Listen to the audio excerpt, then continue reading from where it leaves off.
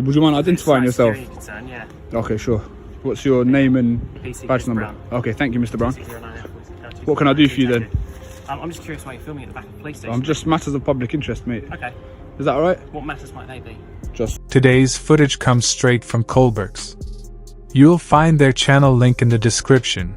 Show them some love. What you're about to see includes heated moments and firm exchanges, highlighting the importance of knowing your rights. Let's get into it.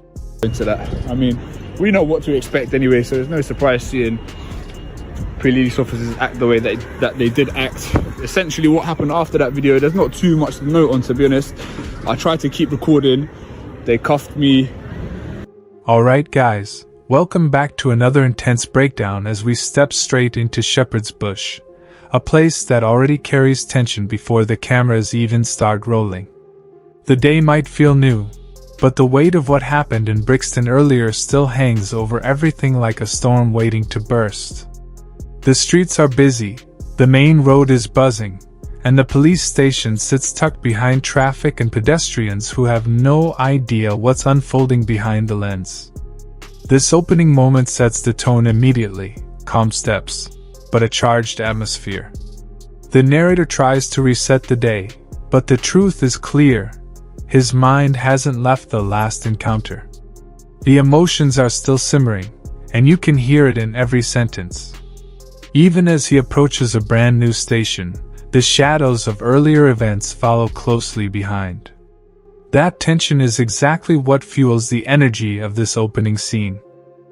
Upset anybody, or if you feel that you've taken any offence, I would like to apologise personally. Not to any police officers, of course. You ain't getting no apology from me, but to the viewers. As the footage moves forward, the narrator begins unpacking the aftermath of the previous confrontation, describing how the officers detained and cuffed him under Section 1 of PACE. This moment reveals the real conflict, officers claiming a surge of attacks on police while simultaneously escalating the situation themselves. The speaker admits he hasn't even had time to research the encounter properly, but he already knows the pattern all too well. The police instantly jump to powers, authority, and suspicion, suggesting motives far beyond what the camera captured. This paragraph becomes a turning point, exposing inconsistencies and highlighting how quickly officers leaned on legal terminology to justify their actions. Even now, his voice remains sharp, unapologetic, and focused on exposing contradictions. The energy grows heavier, and the sense of distrust becomes almost physical. Because I can, mate. Okay. Okay. Would you mind identifying yourself? Concern, yeah. Okay, sure. What's your name and PC badge number? Brown. Okay, thank you, Mr. Brown. PC09F42. What can I do for you then? I'm just curious why you're filming at the back of the police station. I'm just matters of public interest, mate. Okay. Is that alright? What matters might they be? Just my own public interest. People are interested in this sort of thing, so What sort of thing? Like filming police stations from public land. Why? Because I'm not committing a crime, and the fact that you're coming and asking questions suggests to me that you suspect me of doing something I shouldn't be doing. I don't suspect you of doing anything. Alright, well, It's stop just asking me questions behaviour. then. Stop asking me questions then. Okay. You just finished your shift. Yeah, and Yeah, so don't worry about me. It's slightly awkward that you're filming police officers who finish their shift coming out of a police station. Mate, I'm not interested in your like personal really information. are No, I'm not, really mate. are I'm not. interested. I'm telling you, I'm not. It's for you to ascertain otherwise. Okay. So let me know if I've committed a crime or I've done something wrong. What's your name, mate? And you know I'm not going to give you my name. Okay. Are you done asking questions? Odd, it's just a bit odd. Okay, what's Why odd? are you filming? I've told you matters of public interest. What matters of public interest might they Could be? you not surround me, please? Yeah, he's alright. I'm just going to step over here if you don't mind. Yeah. Okay, cool. Yeah. Matters of public interest, yeah. How many police officers have you filmed coming out of the police station? Just yourself and this lady so far. Again, I'm not interested in your personal information, your vehicles, anything like that. That's not the Just the purpose. back of a police station.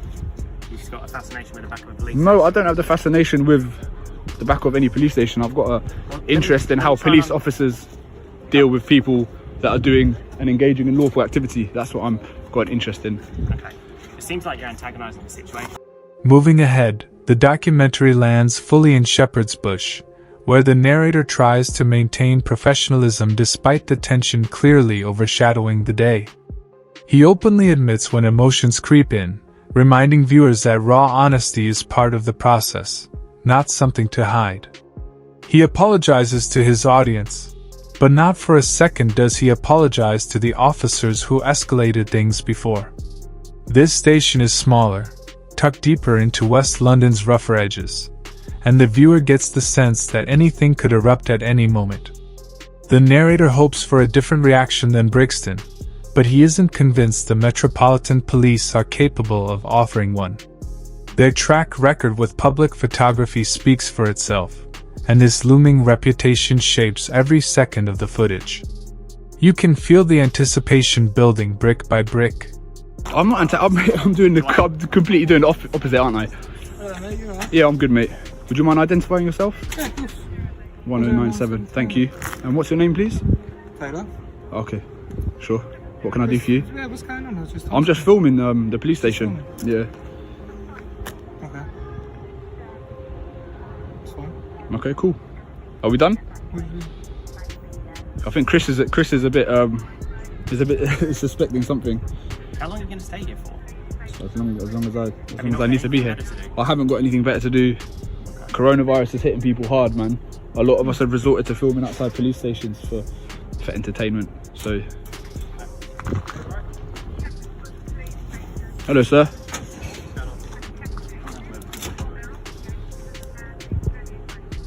So, do you suspect me of doing anything unlawful? Yeah, that's why I've come out. Would you mind identifying yourself, please? 688 Alpha Whiskey. Would you identify yourself, please? No, thank you. If we could just keep it 2 meters social distance, I'd appreciate that. Concerns about why you would be filming. I've explained about 3 times now. I'm not going to repeat myself. So if you could respect my right to film in public, I would appreciate that. If not, then you're the ones with the powers. You know what I mean? I'm going to put my mask on. Please do. As you've requested that. I haven't requested anything. I just requested distance. Have they You're said anything on the radio yet? You're free to do whatever you like. As I am free to film. It's a free country, is it not? But there's quite a lot of you dealing with a public photographer. Do you usually invest this much time and personnel and people into doing this?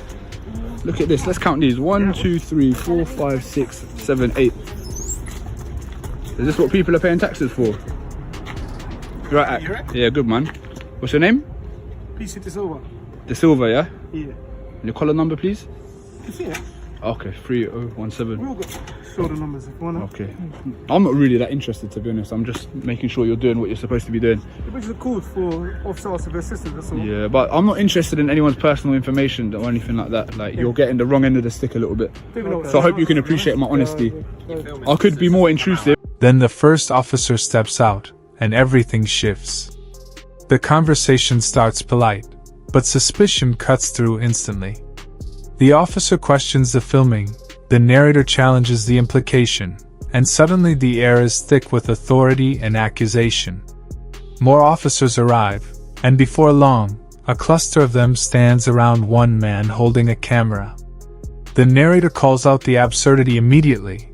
Public land, lawful activity, no crime, yet officers treating it like a major operation. The officers insist it's unusual behavior. He insists it's his right. The clash becomes verbal sparring, 2 sides refusing to budge. Cameras roll, questions fly, and the presence of police multiplies faster than the situation warrants. This moment is the spark that transforms a calm audit into a full-scale confrontation. And just give nothing. It's my right to not speak, you know that, right? So I could just stay here silently. But I think the issue is you're recording officers. Yeah, and it's lawful activity. As far as I'm concerned. It's suspicious as well. It's not suspicious. It's filming. What do you suspect me of doing? Or Could be anything.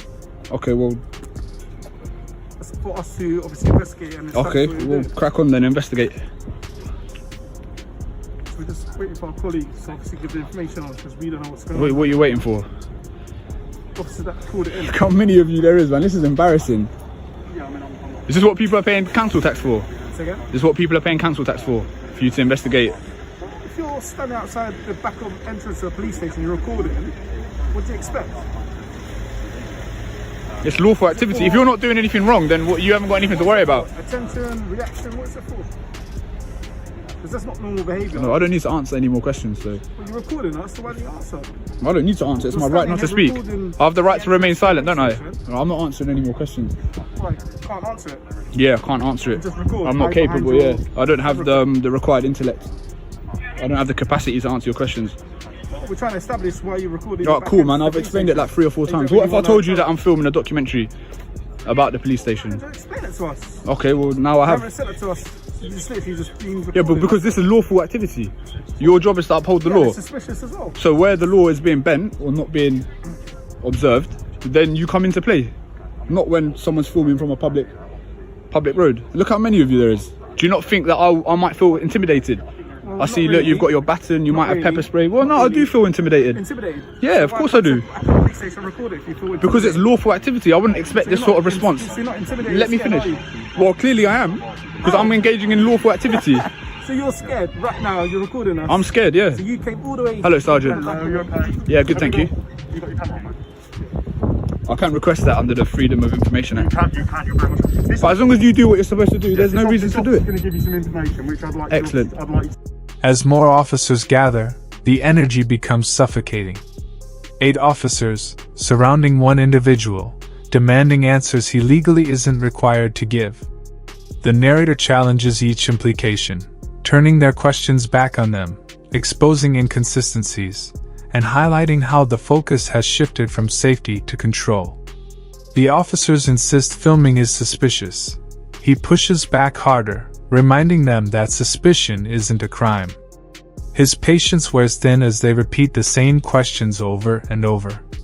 The tone escalates, the pressure builds, and tension spikes when the officers claim they need to identify his purpose. His response stays defiant. He has the right to remain silent, a right they seem determined to push past. Each second builds towards something heavier, and the documentary pulls the viewer deeper into that rising conflict. To listen to. Okay. Okay. All right.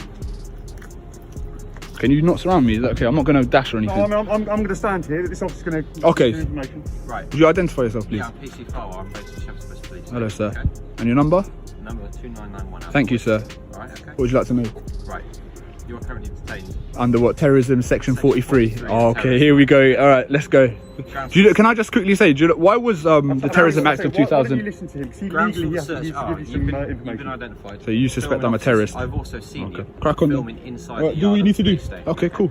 Section 43 of the Terrorist Act, yeah? Introduced in 2000 as a response to tackling terrorist groups in the Middle East, yeah? You seem to know your stuff. I do know my stuff. You understand? So that legislation is to battle terrorists, not So- people filming in okay. public So spaces, you yeah? understand So that- go ahead, abuse Yeah, abuse okay. that Well, abuse that I'm not legislation, abusing it. I'm not and it will be an abusing it. unlawful search and unlawful detention. So Alright, but if you we want to do that, understand we can. You understand under I understand. certain powers, we need to give you certain information. No, you just That's don't like me what this challenging your officer's gonna authority. do. You just don't like me challenging your authority. Yeah, That's all what it this is. officer's going to do. So, So you think I'm a terrorist then, yeah? Well, so at the If you moment- thought I was a terrorist, I'd be on the floor. Your knee would be on my head.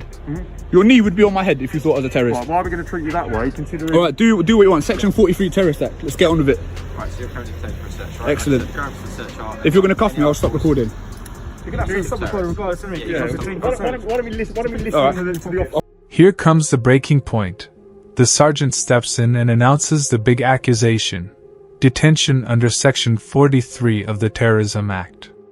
The narrator immediately calls out the abuse of power, exposing how the legislation was intended for serious threats, not for citizens capturing footage in public.